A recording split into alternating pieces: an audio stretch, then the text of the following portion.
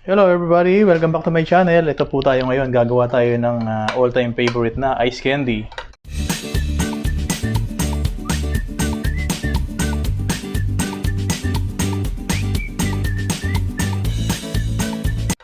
So meron tayo ditong avocado at mango, mangga.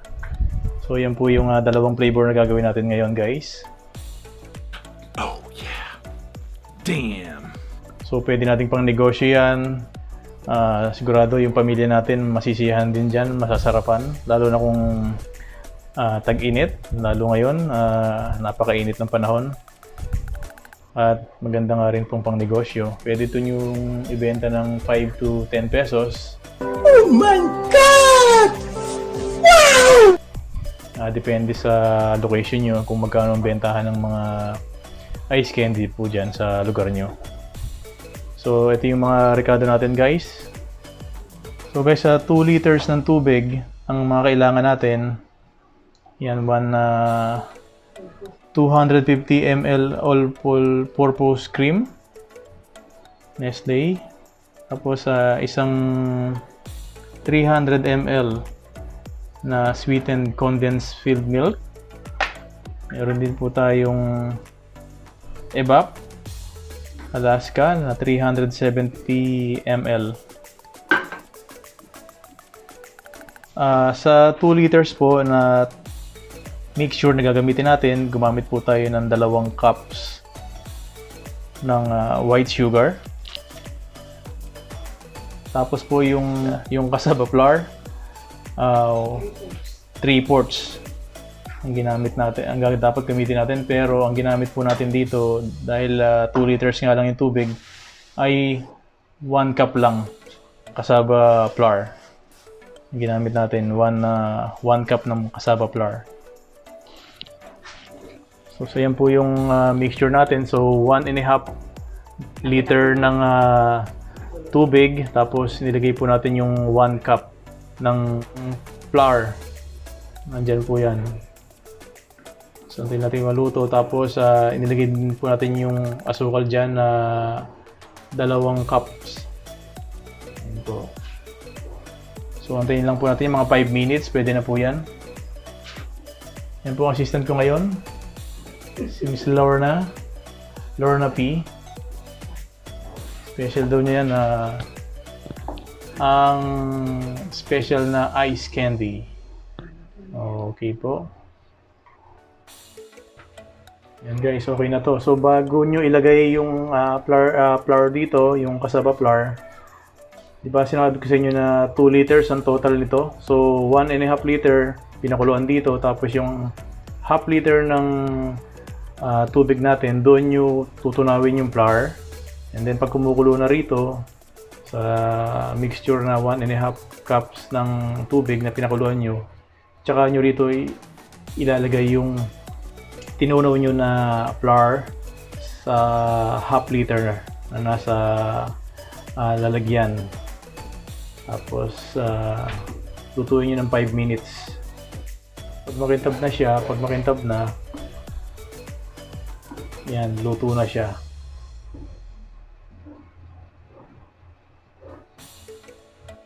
So guys, habang inaantay natin lumamig yung mixture ng cassava flour natin, mix natin yung kalahati ng avocado at saka ng mangga. Tapos yung kalahati, durugin nyo lang ng konti para may buo-buo pa rin makikita yung mga customer nyo.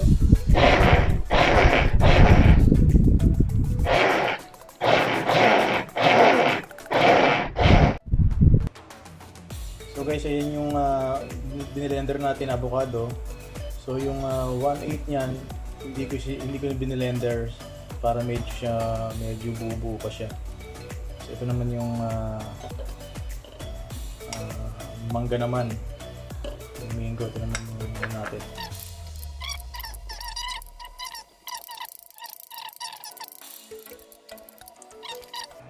So guys, ito yung mango natin. So guys, ito na yung na-blender natin na mangga. So yung iba, dinurog ko lang ng kutsara, ang tinidor.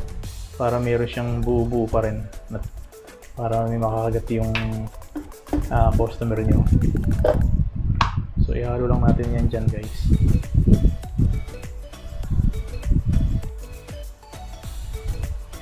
So, ngayon medyo malamig na to, pwede nating ihalo yung evaporated milk at saka yung condensed milk at yung all-purpose cream.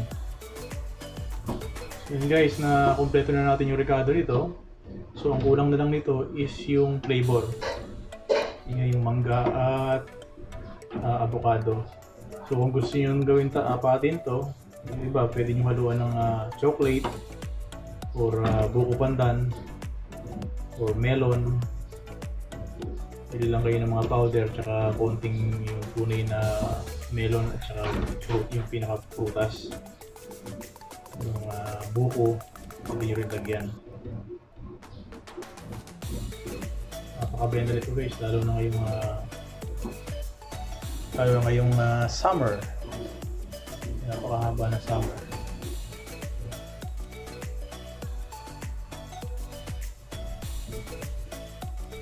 So guys, ang gagawin natin, total lang naging mixture natin, tingin ko rito mga almost more or less 3 liters na. Kasi nga 2 liter yung kaninang mixture, tapos hinaluan natin ng gatas. So yan guys, makikita nyo. 1 litro to. Ihalo natin muna yung mango dito sa mixture na to.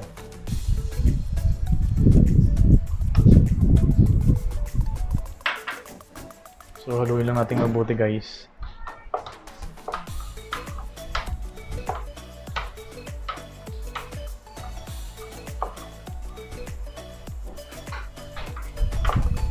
Makikita nyo guys yan, may kapraso siyang buo-buong mangga. Yan yung mga babalik sa inyo ng customer nyo.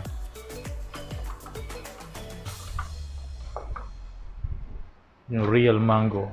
Hindi nila isipin na talagang artificial o powder lang ginamit nyo. Nakikita nyo ba? Yan yung real mango flavor. Saka napakasarap ito guys. Talagang babalik-balikan sa inyo.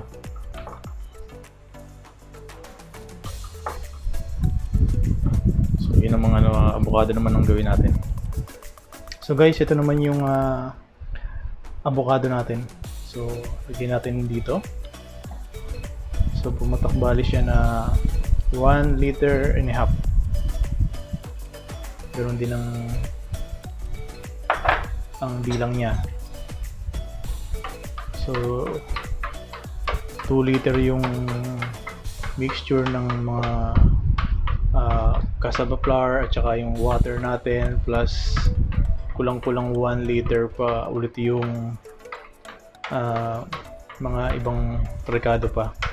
So kulang-kulang 3 liters ang kinalabasan niya guys.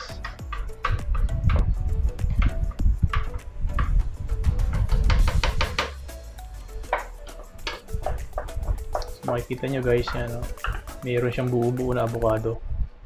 Yun ang hahanapin sa inyo ng mga customer nyo. Hindi ko binilender lahat.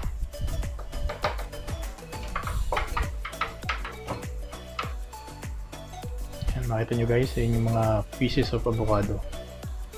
Pwede rin kayo maghalo ng nuts dito, cashew nuts or peanuts.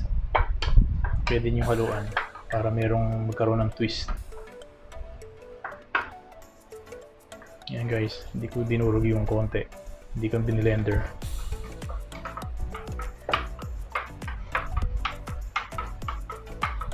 So guys, magbabalot na tayo.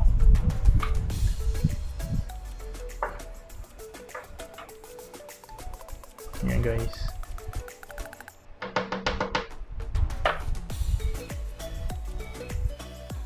So guys, ito na yung ginawa natin. Avocado and mango. Ayan. Meron pang hulma. At makikita nyo naman doon guys, yung mangga natin na flavor at avocado. Makikita nyo guys. So, pwede nyo nga rin dito gawin din dito.